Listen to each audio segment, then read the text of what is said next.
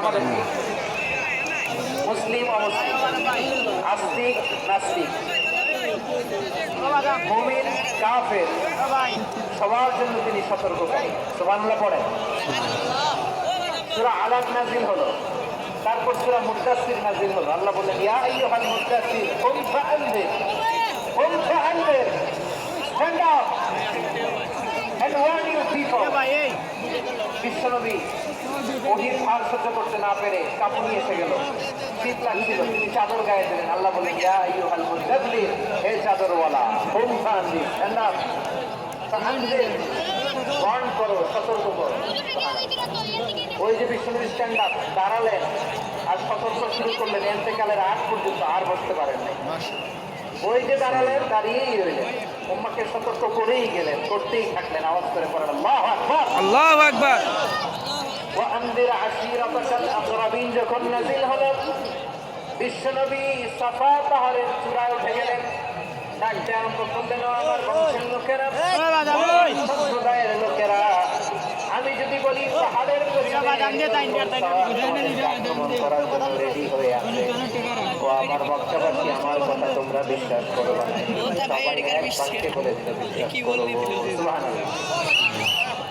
ও আমার বক্তাবাসী, আমি যদি বলি পাহাড়ের পেছনে একদল ব্যাটালিয়ন তোমাদেরকে অ্যাটাক করবে, আমি বললে বিশ্বাস করবা? মক্কাবাসী কি উত্তর দিয়েছিল জানেন? এত হেভি ওয়েটফুল একটা কথা বলেছিল। তারা বলেছিল, অবশ্যই বিশ্বাস করবো, কারণ মা জাররাবনা আলাইকা ইল্লা সিদকা, আমরা জীবনে কোনোদিন তোমার মুখে মিথ্যা শুনি নাই। সুবহানাল্লাহ কইবেন না? ও মিয়া, যে এলাকায় আপনি জন্মগ্রহণ করলেন, আপনার শৈশব, কৈশোর, আপনার তারুণ্য, আপনার যৌবন যেখানে কাটালেন, ওই এলাকার লোকেরা যদি এক বাক্যে বলে, তুমি যা বলবা তাই বিশ্বাস করবো, কারণ তোমার তো মিথ্যা কইতে শুনি নাই।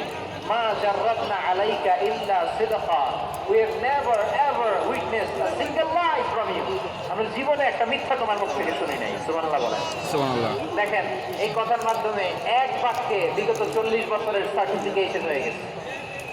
কথা বলেন ঠিক কিনা? বিগত 40 বছর আমার নবী মক্কায় কেমন লাইফ লিড করেছেন, এক বাক্যে সার্টিফিকেশন, মা জাররাবনা আলাইকা ইল্লা সিদকা।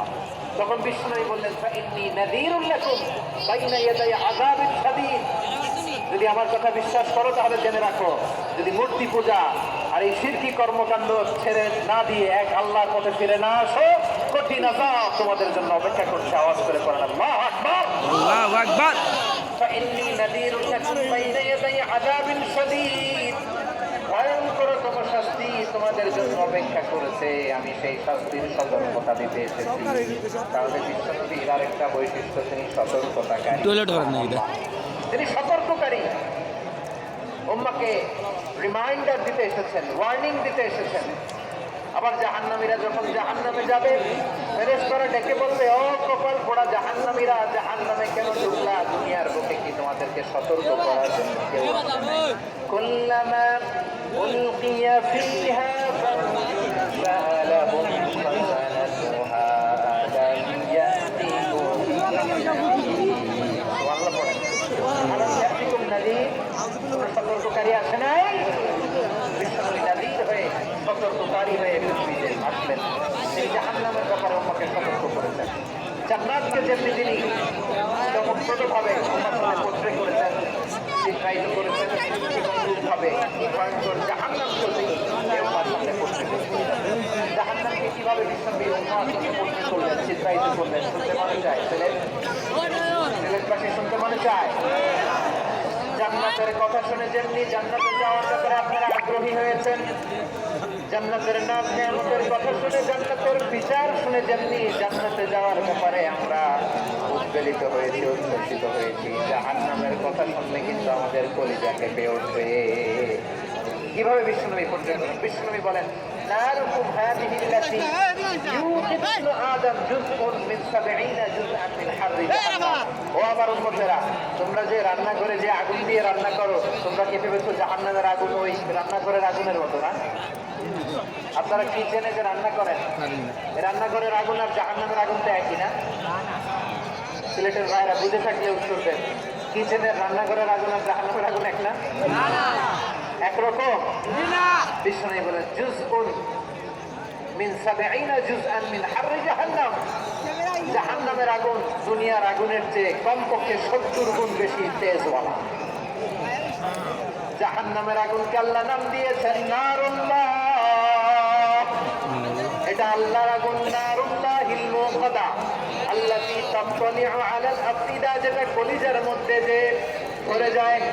দুনিয়ার আগুন হাতে লাগলে হাত জ্বলে, পায়ে লাগলে পা জ্বলে। জাহান্নামের আগুন দেহের যেই জায়গায় লাগুক না কেন সাথে সাথে কলিজাটা জ্বলে ছাই হয়ে যাবে। নারুল্লাহিল মুকাদা আল্লাতী তাত্তালিউ আলাল আফিদা, জাহান্নামের আগুন গায়ে লাগলে আপনার কলিজা পুড়ে ছাই হয়ে যাবে। ওই জাহান্নামে আমরা যেতে চাই? আমরা তো সবাই মিলে নাশিদ গাইলাম, জান্নাতে আমরা একা যাব না, সবাই মিলে যাব। ওই জাহান্নাম থেকেও সবাই মিলে বাঁচার দরকার আছে না নাই?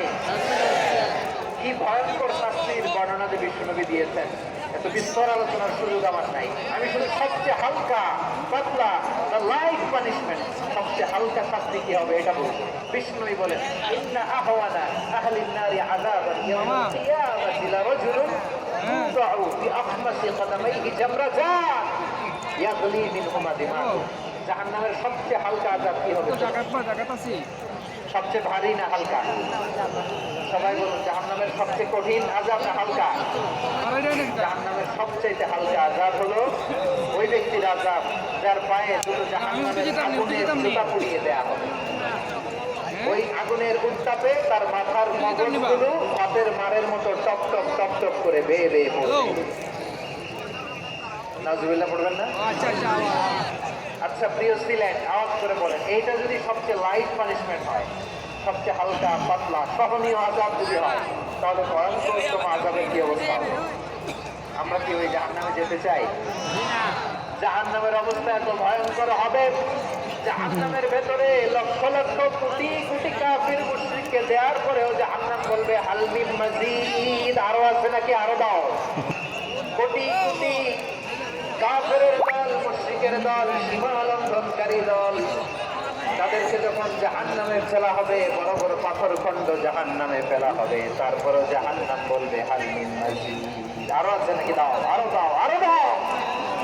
আমার খোদার পরেও জাহান্নাম শান্ত হবে না, শান্ত হবে না, বলবে হাল মিন মাজিদ, আরো আছে নাকি, আরো দাও।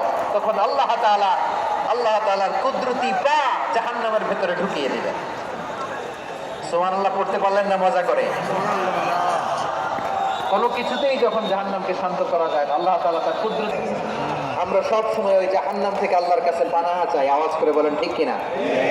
বিশ্বনবী সব সময় আল্লাহর কাছে আল্লাহর জান্নাত চাইতেন, আল্লাহর জাহান্নাম থেকে পানাহ চাইতেন। তিনি বলতেন আল্লাহুম্মা ইন্না নাসআলুকাল জান্নাতা ওয়া নাউযু বিকা মিনান নার। আল্লাহ তোমার কাছে জান্নাত চাই, তোমার জাহান্নাম থেকে পানাহ চাই। আবার আমরা যখন দোয়া পড়ি, আমরা পড়ি রব্বানা আতিনা